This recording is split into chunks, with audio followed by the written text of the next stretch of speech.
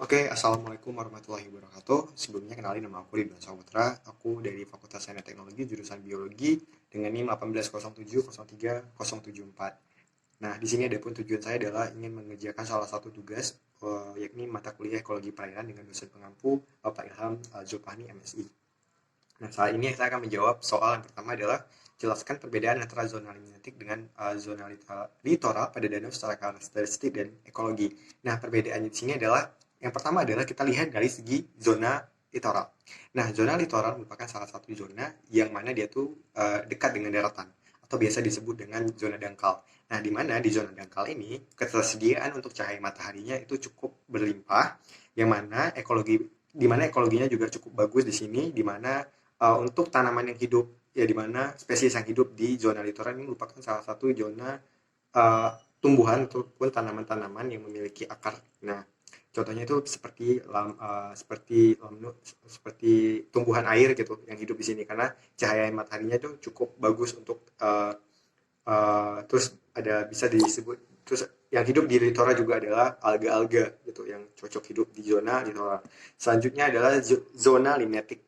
Nah, seperti yang kita tahu bahwa zona limnetik merupakan salah satu zona yang jauh dari daratan kayak gitu. Dia tuh jauh dari daratan yang mana sinar cahaya mataharinya tuh masih dapat ditemukan di situ. Nah, dia tuh zona yang jauh dari daratan dan mempunyai sinar matahari yang cukup. Nah, tapi tidak terlalu banyak. Nah, ada pun spesies yang hidup di dalam zona limnetik itu adalah fitoplankton dan juga zooplankton, yang mana mereka tuh bisa menghasilkan fotosintesis dan juga sebagai makanan daripada spesies ikan-ikan lainnya. Untuk nomor satu. Sedangkan untuk yang nomor kedua adalah sungai terdiri dari tiga bagian besar, yaitu hulu, badan sungai, dan hilir. Apakah spesies dari morfologi hewannya itu sama atau beda? Nah, di sini spesiesnya juga cukup berbeda gitu. Antara spesies di hilir sama di uh, hulu, antara di hulu sama hilir memiliki spesies ikan morfologinya berbeda.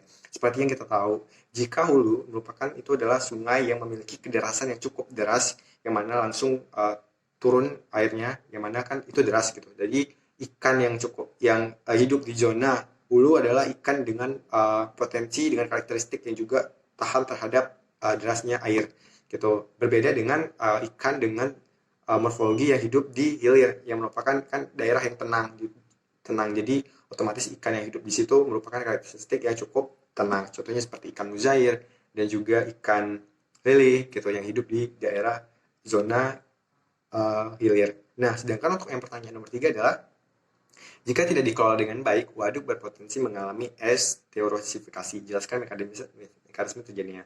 Nah, seperti yang kita tahu bahwa di waduk itu sering terjadi namanya esterosifikasi. Itu adalah di mana kadar oksigen di dalam suatu perairan itu berkurang akibat adanya esterosifikasi. Nah, esterosifikasi ini bisa terjadi akibat yang pertama, tumbuhnya tanaman-tanaman yang terlalu banyak. Contohnya seperti lumut yang banyak tumbuh di daerah perairan tersebut yang menyebabkan kadar oksigen di perairan tersebut jadi berkurang. Otomatis saat kadar oksigen berkurang di suatu perairan itu menyebabkan ikan-ikan yang ada di perairan tersebut tidak mendapatkan suplai oksigen yang cukup, yang mana itu dapat menyebabkan kematian. Yang pertama disebabkan oleh yang namanya apa? Lumut atau tumbuhan. Yang kedua bisa disebabkan oleh aktivitas-aktivitas waduk itu sendiri. Contohnya seperti pemberian pakan yang berlebihan, yang mana pakan berlebihan itu akan mengeluarkan nitrogen-nitrogen yang berbahaya, yang mana dapat merusak kadar ekosistem di suatu perairan. Nah, itu bahaya dari nomor saat proses eustrofifikasi. Nah, selanjutnya nomor keempat adalah dampak apa yang ditimbulkan oleh pencemar terhadap keanekaragaman ikan pada sungai dan danau. Otomatis apabila seseorang mencemari suatu lingkungan atau danau, otomatis danau tersebut akan rusak. Setelah rusak, maka akan menyebabkan kematian pada spesies di dalam suatu perairan tersebut. Nah, contohnya seperti banyak dari masyarakat kita saat ini yang membuang sampah sembarangan itu ke danau atau ke sungai, yang mana mereka tidak mengetahui efek di balik itu semua. Yang mana sungai dapat tercemar oleh sampah yang mereka berikan, menyebabkan sungai itu bau busuk gitu, terus menyebabkan kadar oksigen di situ berkurang, yang mana itu semua akan menyebabkan kematian kepada spesies-spesies di dalamnya, yang mana dan juga menurunkan yang namanya tingkat keanekaragaman hayati di suatu perairan. Nah, itu semua merupakan salah satu tindakan yang harus kita hindari sebagai seorang manusia untuk agar tetap bisa menjaga kelestarian ekosistem kita. Terima kasih.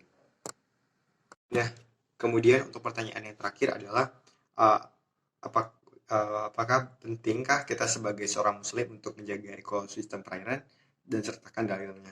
Nah, kita selaku manusia merupakan salah satu khalifah di permukaan bumi, yang mana tugas kita adalah memimpin kehidupan yang ada di bumi ini. Nah, jadi sebagai pemimpin kita harus bisa menjaga lingkungan kita sekitar, contohnya seperti ekosistem perairan. Nah, Allah telah menciptakan sungai dan juga laut sebagai tempat kita untuk mengambil manfaat di dalamnya.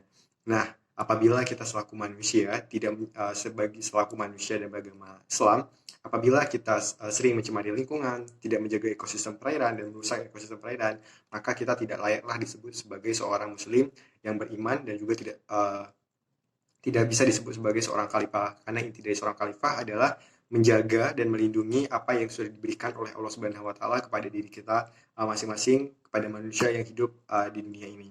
Nah, dalilnya itu tersedia dalam Allah juga sudah pernah berfirman dalam Quran surah Ar-Rum surah ke-30 itu ayat ke-41, yang mana Allah bilang gini, telah nampak kerusakan di darat dan di bumi akibat ulah tangan dari manusia itu sendiri, supaya Allah merasakan kepada mereka sebahagian dari akibat dari perbuatan mereka, agar mereka kembali ke jalan yang benar.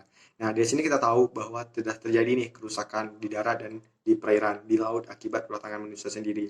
Yang mana nantinya itu bakal berdampak buruk kepada kita sendiri. Kita yang merusaknya, maka kita sendiri yang akan mendapatkan akibat dari perbuatan kita. Nah, dalam Al-Quran sudah dijelaskan seperti itu, otomatis kita harus menjaga lingkungan sekitar kita agar kita bisa uh, menjaga ekosistem kita agar kita bisa mendapatkan manfaatnya dari darat dan juga di lautan. Nah, mengapa pentingnya kita harus menjaga lingkungan kita. Kalau bukan kita yang menjaga lingkungan, maka siapa lagi yang akan menjaga lingkungan kita. Oleh karena itu, sekali lagi saya harapkan kepada teman-teman semuanya untuk terus menjaga ekosistem perairan kita agar kita dan juga anak cucu kita dapat merasakan yang namanya manfaatnya saat kita melakukan ataupun melestarikan ekosistem kita. Sekian dari UTS hari ini dan penjawaban saya hari ini. Lebih dan kurang saya mohon maaf. Assalamualaikum warahmatullahi wabarakatuh.